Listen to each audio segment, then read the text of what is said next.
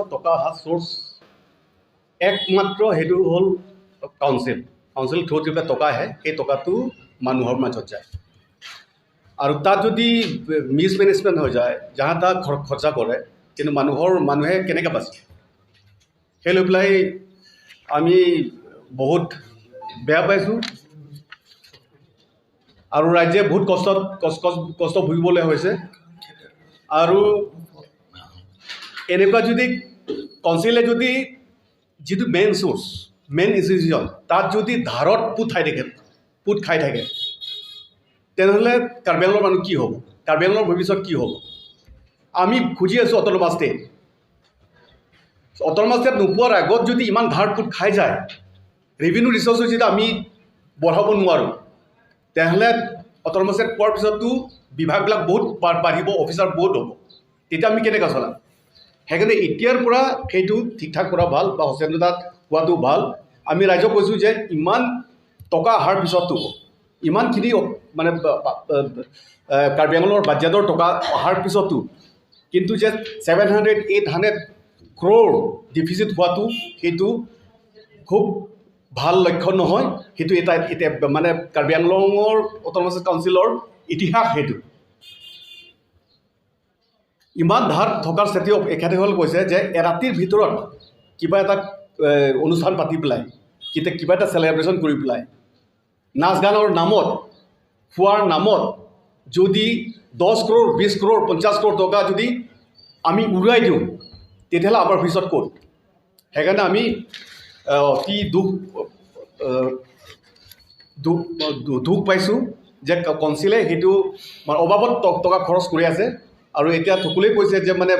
28জনক board chairman দিয়া হৈছে সেইটো কোনো দিনেই 28জন 20জন 30জন আগতে দিয়া আছে এই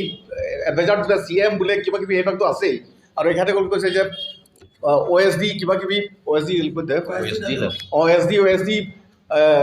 এপইণ্টমেণ্ট দিয়া সেইবিলাকতো আছেই তাৰ উপৰিও নিজৰ মানুহ যিবিলাক মানে পাৰ্টিৰ মানুহ এখেতসকলক মানে এডজাষ্টমেণ্টৰ কাৰণে মানে 28জনক একবাৰত মানে এপইণ্টমেণ্ট দিয়া হৈছে আৰু তাত মাহেকত কমেও মানে এজনক মানে লাখ টকা খৰচ কৰিব লাগিছে আৰু ইফালে যিবিলাক তাত মানে চাকৰি কৰি আছে এখেতসকলে মানে 10-12 মাহ কোনোবা 12 মাহ পোৱা নাই কোনোবা 8 মাহ পোৱা নাই তেনেকুৱা 7ৰ মতে ডিষ্ট্ৰিক্ট ফাণ্ড থাকিব লাগে ফাণ্ড আছে আৰু সেই ডিষ্ট্ৰিক্ট ফাণ্ডত টকাবিলাক কেনেকৈ সোমাব টকাবিলাক কেনেকৈ ওলাব ৰুলছ ফ্ৰেম কৰা আছে পেৰাগ্ৰাফ 7(2)ৰ অধীনত আৰু সেই টকা তাত থকা ডিষ্ট্ৰিক্ট ফাণ্ডৰ যিটো টকা সেই টকাটো কাৰ তত্ত্বাৱধানত থাকিব সেইবোৰ চব ৰুলছ হেৰি কৰা আছে কিন্তু এতিয়া যিটো কোৱা হৈছে যে আছে এক্সিছ বেংকৰ আছে সেইটোতো কনষ্টিটিউশ্যনৰ বাহিৰত টেক্স ৰেভিনিউ যেতিয়া কালেক্ট কৰিব সেইটো ডিষ্ট্ৰিক্ট ফাণ্ডত যাব লাগিব তাৰপিছতে ডিষ্ট্ৰিক্ট ফাণ্ডৰ পৰাহে টকাটো ওলাব লাগিব কিন্তু এতিয়াতো এনেকুৱা মালিক নাই যি যেনেকৈ পাৰিছে খাই আছে লুটি আছে খাই আছে এনেকুৱা হৈ গৈছে গতিকে এইটো পজিশ্যনত গৈ থাকিলে এদিন কি হ'ব আমাৰ কাউন্সিলখন বন্ধ হৈ যাব অলপ আগতে কোৱা নিচিনা যে তোমালোক চলাব নোৱাৰিবা চলাব নোৱাৰা ফাইনেন্সিয়েলি নট ফিজিবল চ' এইটো ক্ল'জ কৰিব লাগে ডিফল্ট হৈ যাব এইটোতো সম্ভৱ নহয় যদি সি একেজন মানুহে যদি TO হয় ট্ৰেজাৰী অফিচাৰ হয় আৰু এইকেইজন মানুহে যদি ইয়াৰ কি ছিনিয়ৰ ফাও হয় তেতিয়াহ'লে যেতিয়াই ফাওটো ছিনিয়ৰ ফাও ডিষ্ট্ৰিক্ট কাউন্সিলৰ যিজন ফাও in the capacity of district council senior ফাও সি যেতিয়া চেক পাছ কৰিব হি শুড ন'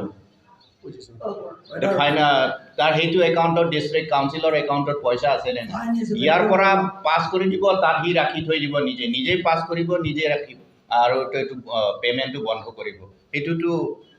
ভাল কথা নহয় আৰু এইটো হ'বই নোৱাৰে এইটোতো সম্ভৱপৰ নহয় সি জানেই তাত ফাণ্ডত পইচা নাই জানি শুনিও কিয় এইটো পাছ কৰিব গতিকে এইবোৰ আমি ওপৰে গোটেইটো আমি ডিটেইলছ ইমান যোৱা নাই যাম লাহে কিন্তু আমি দেখিছোঁ ফাইনেন্সিয়েল মিছমেনেজমেণ্ট হৈছে ফাইনেন্সিয়েল ইনডিচিপ্লিন হৈছে misappropriation of fund to gross misappropriation of fund হৈছে তাৰপিছত যিটো ৰুলছ আছে ডিষ্ট্ৰিক্ট ফাণ্ড মেনেজ কৰা সেই ৰুলছটো হয়তো ভাইলেট কৰিছে সম্পূৰ্ণৰূপে ভাইলেট কৰি পেলাই টকাবিলাক নিজৰ খুচিমতে যিয়ে পাইছে যিয়ে যেনেকৈ পাৰিছে সেইটো খৰচা কৰি আছে গতিকে এইটো ছিটুৱেশ্যনটো যদি গৈ থাকে এদিন কাউন্সিলে একো পে'মেণ্ট চেলাৰী কিয় একোৱেই দিব নোৱাৰা হৈ যাব হাহাকাৰ হৈ যাব